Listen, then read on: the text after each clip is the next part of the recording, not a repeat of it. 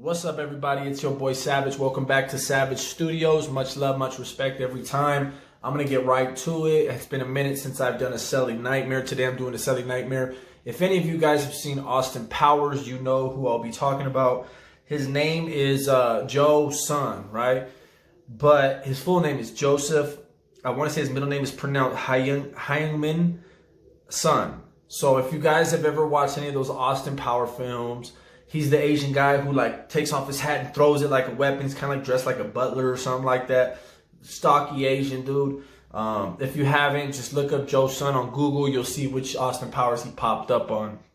Nonetheless, his story's crazy how he ended up getting caught. So Joe's son is who we'll be talking about. Before we get into that, I want you guys to go ahead and smash this like button for this video if you're liking it, if you're feeling it, if you rock with the channel. If you haven't subscribed to the channel yet, be sure to hit that subscribe button. And there's a bell icon for bell notification. Tap that too, so that way anytime I drop any future content that you might like, if you're into anything that I'm talking about, you'll be the first one notified. It'll pop up on your notification bell, and you will therefore be a part of the notification squad. Anyways, he was actually born in South Korea. Excuse me, I'm gonna be taking it off the phone, but I want to give you guys accurate, detailed facts. I will include the link into the description and go from there. If you don't like it, oh well, sue me. If you do, that's right, hit that like button. So he was born in South Korea. He was a mixed martial artist. He was also an actor. And right now, as it stands right now, obviously he's doing life in prison. But before that, the whole reason he got busted was because he actually pled guilty in 2008 to vandalism, whereupon he was sentenced to 60 days in prison and was placed on probation after he got out. He did not go and show up to his probation. So that caused him to have another violation upon getting out of the 2008 beef after he had served his little time. So when he got that probation violation, he was given an extra 90 days, actually. He was given 90 days, and that was for failing to report to the probation. He also had been asked to give his DNA. He had to give a DNA sample, and that to anyone is kind of like, any career criminal doesn't want to give his DNA, doesn't want to... Because now you are biologically in the database. Like now there's nothing you can do. You can't slip. You cannot leave any fingerprints. You can't leave any DNA, any type of saliva, nothing like that, any type of crime scene. So you just got, not saying that anyone's going to go around spitting, hawking loogies on a crime scene after they're done. But when your DNA's in there, you kind of got to just be more cautious on how you're doing. If you are going to be doing any type of crazy crimes, especially violent ones, you're pretty much already halfway screwed. I mean, you got to just go there and say full body Ziploc bag or something. So anyways, once his DNA came back, it actually ended up linking him to a 1990 Christmas Eve gang rape, right?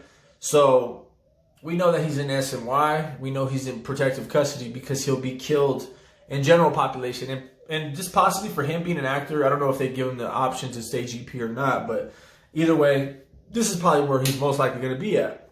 So he was initially charged in Orange County, California with 5 counts of rape, 2 felony counts of forcible sodomy, 2 felony counts of sodomy in concert by force, 7 felony counts of forcible oral copulation, and 1 felony count of sexual penetration by foreign object by force. He faced a maximum of 275 years 275 years to life in prison if convicted.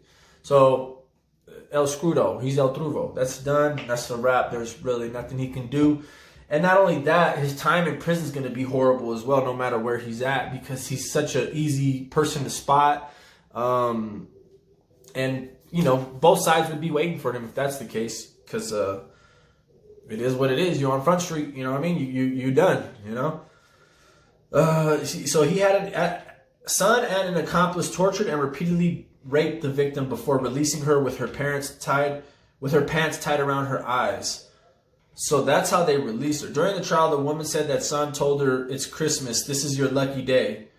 So this individual is just a torturous, monstrous, perverted, coward individual. Not a monster in the sense of anything special, but just monster in the sense of preying on innocence, preying on weakness, preying on something that cannot fight him back, something that cannot win against fighting him. So on the whole case of whatever happened with the gang rape and all that crazy stuff and his having co-defendants and all that, his co-conspirators, he ends up getting 7 years to life. I had one cellmate who had 7 years to life. You don't really see it often anymore. They don't really hand that sentence out. I'm not really sure why, but I actually had one cellmate who actually was doing 7 years to life, and was still such a fuck up. He still couldn't get out. It's like, just give him 7. Give him 7, or they're just gonna keep going, send you to board, or whatever the case is. Just stop messing up. You know what I mean? You do have an L attached to your numbers. You're not just doing 7 years, and you can't just act an ass. Anyways, so on October 2011, right? Shit, where was I? 2011. 2011. I was just left Folsom, I want to say. Oh no, maybe I was still there. That's right around the time. Damn, I thought this was a little bit more recent. Well, anyways, he was accused of killing his cellmate, Michael Thomas Graham, another convicted sex offender, right? So who knows why he killed him. Maybe he felt like he wasn't a sex offender and this guy was. Nonetheless, he decided to beat him, strangle him, and this happened on B Yard in Wasco in Building 5. I was actually in Wasco before, in Building 4 and in Building 2. Damn, I don't really even remember Building 5, to be honest with you, but he was in Building 5 on B Yard, and the beating occurred at 5:25 p.m. and Graham died 25 minutes later. So actually, he beat him to death. So the crazy thing is, like, don't you just wish you could find the actual pictures, though, of what he looked like after he was beat to death? But with cases, it just varies, guys. You don't always get to, like, get the information that we want. But it's a crazy-ass Celly nightmare because, nonetheless, old boy, he's a mixed martial artist, you know what I'm saying? So whatever his situation is, when you're in the cell doing time with someone who is, could potentially be a deadly person to your health, as opposed to if you're in the cell with somebody where you're like, damn, this person is just nothing to worry about. But every person you don't want to ever underestimate, and when I say nothing to worry about, I mean like in hand-to-hand combat, if you see it coming. Because if you don't see it coming and you get snaked on, then anyone is the most dangerous person at all times. I literally could be sleeping, you guys could be sleeping, and let's say you in prison and you got a small cellmate who's not that strong. He picks up his TV, one of the old school KTVs, the bubbles, and just smashes it right on your face as hard as he possibly can while you're asleep, or smashes it against your head. There's a good chance he could possibly knock you unconscious. It's just not likely things that you see, because if you wake up, then it doesn't fare well for the small individual or the weaker individual who did that to you in the cell. But think about it. This guy somehow was given a cell. He goes in there with another sex offender. So they're both sex offenders. You'd think, hey, they're not checking each other's paperwork, right? There's no point to do that. They both understand where they are or who they are. They understand why they're cellmates.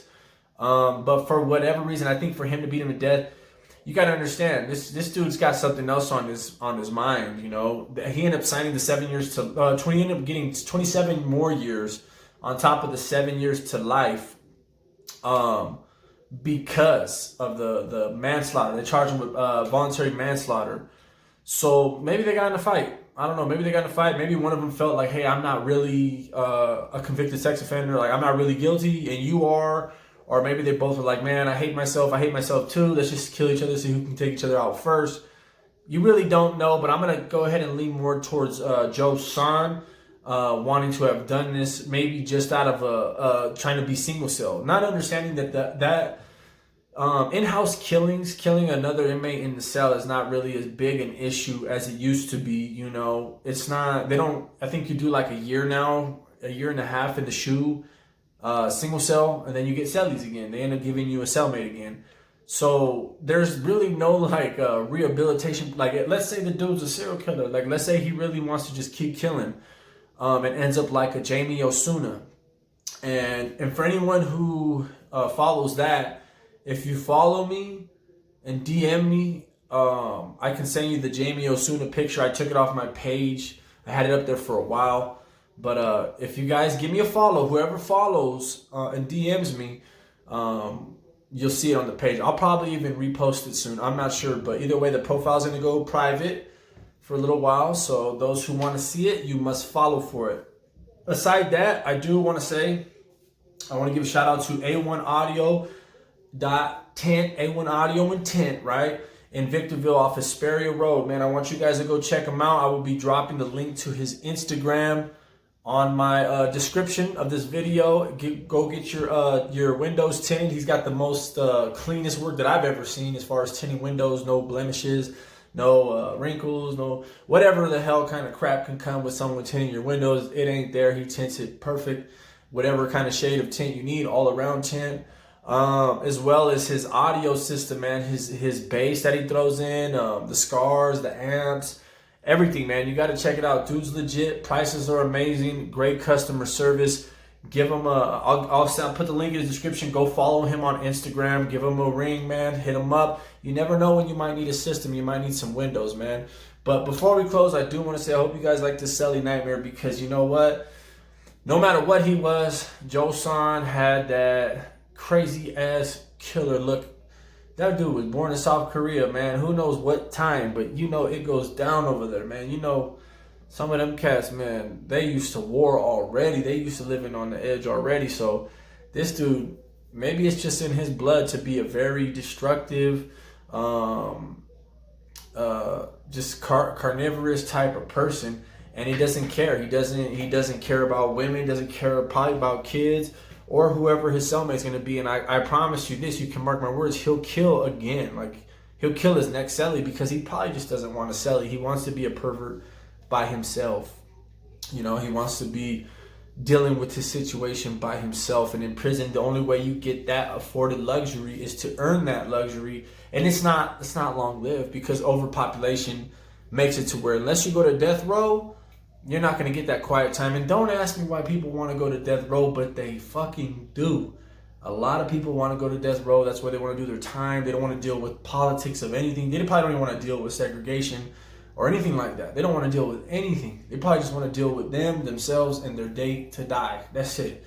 So we'll see how this plays out. But Austin Powers, man, I bet a lot of y'all didn't even know that he was in prison, let alone doing life.